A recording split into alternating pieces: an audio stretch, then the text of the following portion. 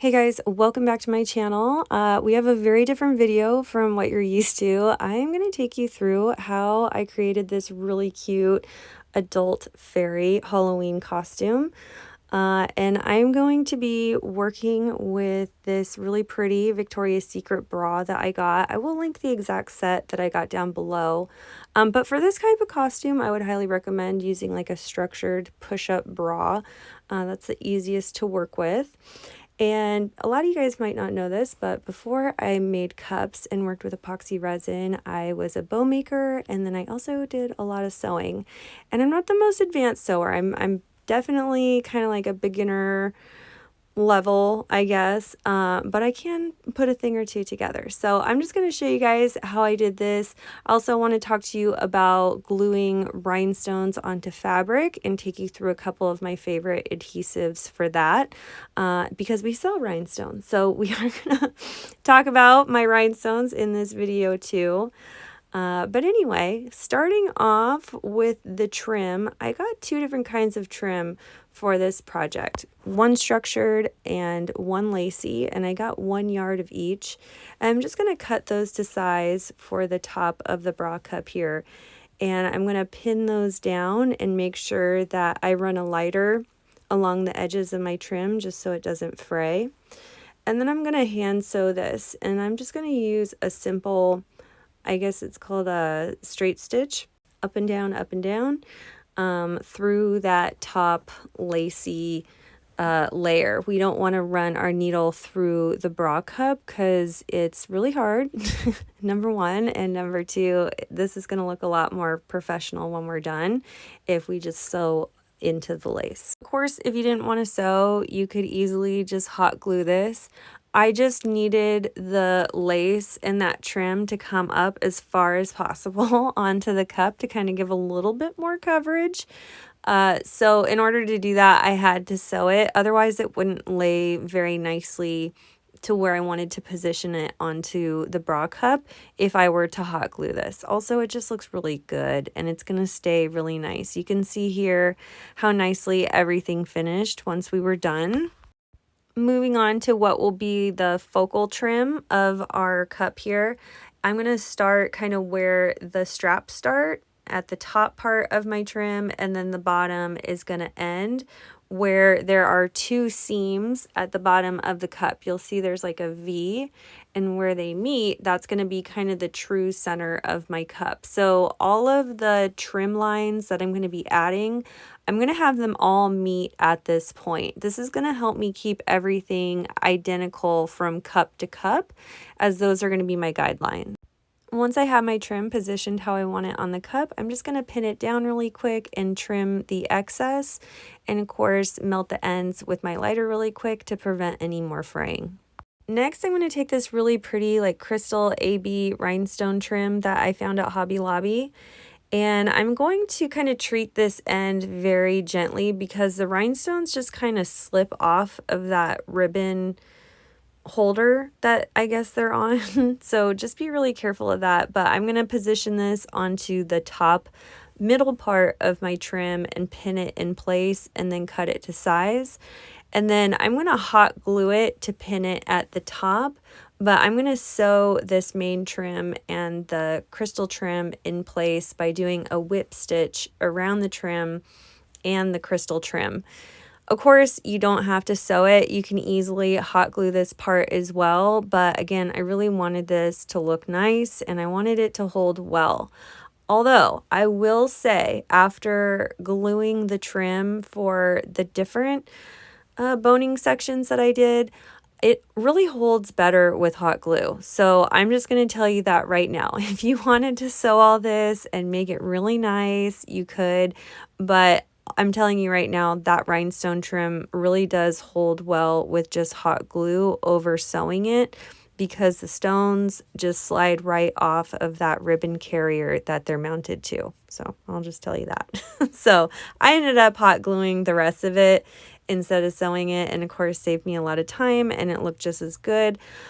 To keep everything nice and straight, you want to first pin the first part of your trim section and then hot glue the remainder once that's dry. holding mild tension. You don't want to pull too tight as everything's gluing, as it'll bunch up the lace top fabric of that bra and make things look bunchy and ruffled and weird. So as you're gluing, just hold enough tension to hold it firm, but not enough to break the surface to where it would cause a wrinkle or a ruffle in your trim. It also helps to pin everything in place first so that you can get an idea of how you want your design to be, and make sure you like everything before you permanently put it on there, because once it's on, it is not coming off. And I know the pinning takes a lot of extra time, but I'm definitely glad that I did it because I got everything spaced nicely and it ended up coming together looking really professional. After getting that main focal trim done, I moved on to applying the ribbon trim. This is a really beautiful like velvet pink ribbon, and I wanted this 1/4 inch ribbon to match the same color and material as the ribbon I'm going to use for the bows along the bottom. So I thought that was a really nice touch, and we're applying this just with hot glue right where I had pinned them earlier. Again, keeping very easy surface tension so we don't wrinkle it as we're applying it on. After applying the ribbon trim, I just put some of that same Crystal AB rhinestone trim along the top, applying just a nice thin line of hot glue there and very carefully putting it along nice and straight. Next, I found a whole pack of these really cute necklaces in the party section at Hobby Lobby. It was like a pack of 6 for $1.99. And I'm just going to cut them to size for our cup here and then hot glue them, putting just a very small dot of hot glue in the space of each of those larger beads on the strand, being careful to kind of tuck away the ends of those underneath some of my other parts of existing trim to hide the edges. Next, I'll show you really quickly how to create the bows that are going to go along the bottom. I've got some 1.5 inch velvet ribbon here, and I'm going to create a loop.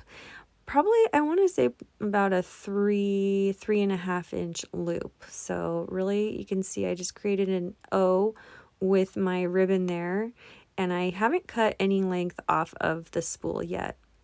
And then you'll see how I folded my loops there. I folded them into kind of like a W, and then finding the center of my loop, I'm going to bunch it all together with either like a twist tie, or maybe you have a pipe cleaner. I'm just using some floral wire because that's all I had. And finding the true center, you're just going to pinch and twist along the back with your wire to clamp everything down.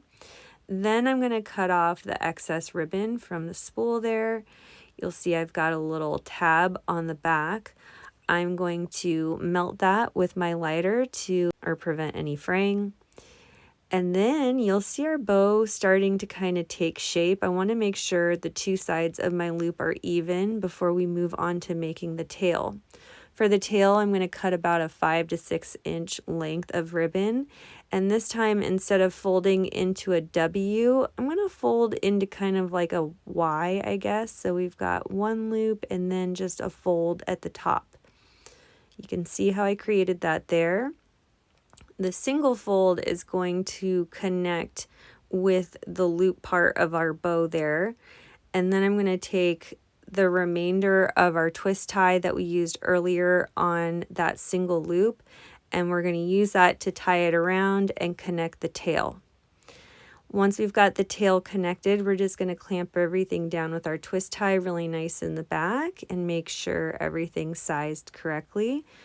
And then I'm going to cut our tails to size so they match the bow that I made earlier, or to whatever size you want for your project. Of course, melt the ends with our lighter to prevent any fraying. And then I'm going to take the same color and material ribbon, this time in a 1/4 inch width. I'm going to wrap that around the center of our bow, starting with a little dot of glue along the back to anchor it down, wrap it around, and then pin the back with another dot of glue, using your lighter to melt off any hot glue strands or frayed ribbon. Once we've got that done, you can see we've got a perfect bow. This is my favorite technique for creating little bow details that turn out great every time. Doesn't matter what the size bow that you're trying to create. I'm going to add some more of those beaded strands to the bottom. I've got 2 lengths here that are going to be hanging off the bottom of our bra, and I want them to connect where all of our trims meet down there at the end. So I'm just going to hot glue those directly there, and then we're going to hot glue our bows right over the top of that, just to hide where all of that stuff meets and to clean everything up and put a beautiful bow on it. I love that detail. It is so cute. Finally, for the center, I wanted to add this beautiful brooch that I found on Amazon, and I just pinned it through the center with the hardware that it comes with. I didn't really want to hot glue that on because it's really heavy, but I think it just ties it all together, and it's so pretty. For our rhinestones, the adhesive I'm going to be using is Crystal Glaze. She sent me this glue a while ago to test out, and I've tried it on a number of materials, but by far my favorite to use this for is fabric. And I thought it worked fabulous for decorating costumes because it dries very quickly. And it has a little bit of flex to it when it dries. It's not like a brittle drying. It doesn't leave any kind of residue, and it works phenomenally for what I wanted to do here. The only thing I don't like about it is it does leave behind little hairs of glue if you don't keep the nozzle very clean. I do like that it already comes with a fine tip nozzle, which is ideal for projects like this, and you don't have to move the glue into a different tool.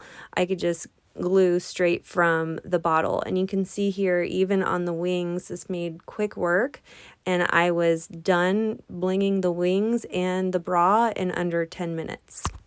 I'm not so much a fan of this glue for hard surfaces. It's a great glue, but it's just my personal preference. But for these surfaces, fabulous. I loved it. Look how pretty this looked. I put rhinestones in the same pattern on both sides of the wings so you could see them from the front and the back. And then I moved on to rhinestoning some cute sunglasses. Of course, that will go with it. I hot glued those cute little flowers on there and the butterflies.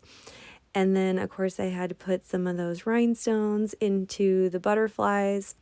But when I rhinestoned directly onto the sunglasses, I wanted to use Liquid Fusion. That's definitely my favorite adhesive for hard surfaces. So while I do like the Crystal Glaze for soft surfaces like fabrics and stuff, for hard surfaces, I do prefer Liquid Fusion. And the rhinestones I'm using today are Crystal AB Scatter from FlynnSistersSupplyShop.com. I also am using a Milli, which is also a Flynn Sisters rhinestone mix. You can find them on my website now. And I'm applying these kind of in a pattern. Really, I'm just applying them into whatever size will fit that space. And then I started using some more of the shape sizes for the larger part of my sunglasses. Pro tip, and this is probably my favorite tip of the whole video, if you need some silk flowers in a specific color for a costume or a project, you can easily spray paint them with almost any kind of spray paint. So this was fabulous because I needed a very specific pink to go with this outfit, and I could not find that exact kind of pink anywhere. So luckily I had the exact pink I needed in this spray paint already. And so quick fix, and these flowers were perfect. The spray paint dries almost immediately, and you can start putting them onto your garment right away. Obviously, they're going to smell for a little bit, so depending on your spray paint, you may have to off-gas it for a day or so. This spray paint does not have a really offensive odor, and it off-gassed in less than a day. Once I got my flowers spray painted the color I wanted, I got them prepared to put on my garment. So I didn't want to glue flowers directly on. I wanted to create little clusters and things that I could make into barrettes. I could put clips on them, or I can glue those clusters directly onto the garment if I wanted. But I just wanted to put a felt backing to these silk flowers because when you cut off the stems, you risk that stem piece unraveling and then all of your petals just falling off. So it's important that you pin the back with some felt, or you pin the back directly onto your garment. Either way, you got to make sure that that centerpiece remains intact. I also hot glued a little gem in the center just to make them extra special. Here you can see here, you can just apply a little clip if you wanted to make this into a hairpiece or clip it onto a shoe. I also glued these butterflies everywhere. I found these on Amazon, and you can just rip the clips off the back that they come with. And then glue them wherever you want. And then once I applied them, I took some more of that crystal glaze glue and applied rhinestones through the body piece of the butterflies to make them extra special. But that glue was so convenient because not only did the stones hold at a vertical application, it dried really fast and they looked great. For the wings, if you guys want a quick little tip on how to apply these to a bra strap without having to wear that annoying strap around your arm all night, just tie the straps that the wings come with as tight as you can, and then use those as loops with those racer back bra clasps that you can buy. I got a pack of them from Amazon. You're going to use one on either side of the strap of the wings and strap that to either side of your bra, and then they're going to hold really well. They're adjustable and they're not going to go anywhere all night, and so much more comfortable to wear. I also made a matching skirt and customized the bottoms, and then I also found some pink booty shorts that you could wear underneath this, so it's not going to be so revealing in the final product. But I absolutely loved how this turned out. This is my favorite project I think I've ever made, really. And again, I know this is totally different from what you guys are used to seeing on my channel, but you know, I do other crafts besides just epoxy resin and cups and stuff. So let me know what you guys thought about this. I had so much fun creating it. The skirt was a big challenge to make, which is why I didn't include it in the video, because I really just winged it. I didn't have a pattern or anything, but it still turned out so cute.